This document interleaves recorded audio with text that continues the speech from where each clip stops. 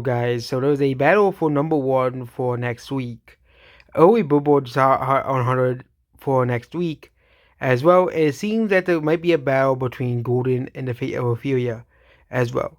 Both songs have basically the same amount of points, so that means technically they're tied for number one, but one still has to be number one still has to be number two, but technically they're both number one if they're both tied for the same amount of points. But yeah, Ordinary is expected to be number three. And yeah, it is just so heck good to not see Lose Control on here.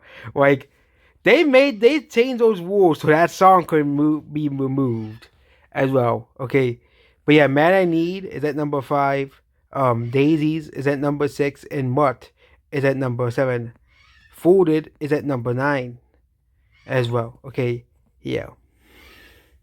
Yeah, and Ordinary is at number three and number four as well. So Ordinary is at number three, and it stays at number three.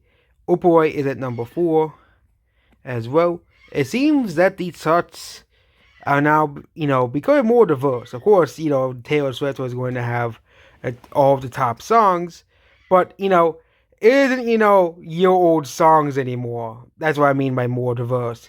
It isn't Lose Control for the 100th time, or, Beautiful Things or Die of a Smile. Like, I don't care if you like those songs or not, but they shouldn't be on the Billboard charts for like 100 weeks. Like, if they didn't change the rules, Lose Control will probably be on there for another 20 weeks somehow.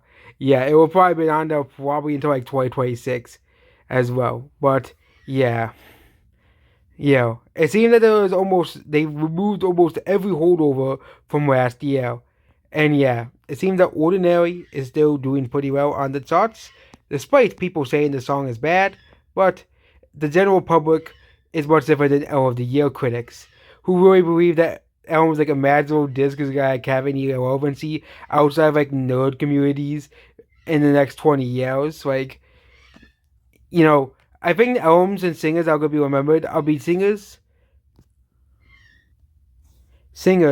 by the general public. Singers that are well known by the general public, so like Taylor Swift, obviously, maybe, and of course, probably Justin Bieber, as the Belieber movement was still a big thing, One Direction, singers that had big cultural moments, not these super obscure singers that end of the year calls the greatest of all time, okay?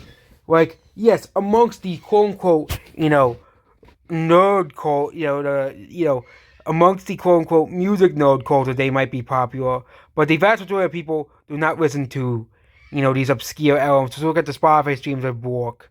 Okay, like the Taylor Swift album outstreamed her entire discography in like a month. Okay, it really shows you which artists people would rather listen to, because album of the year should not dictate what songs are popular or not, and it really doesn't. It's an irrelevant site that only 10,000 to 12,000 music nerds use. And even then, everyone's opinions are still always different as well. Goodbye.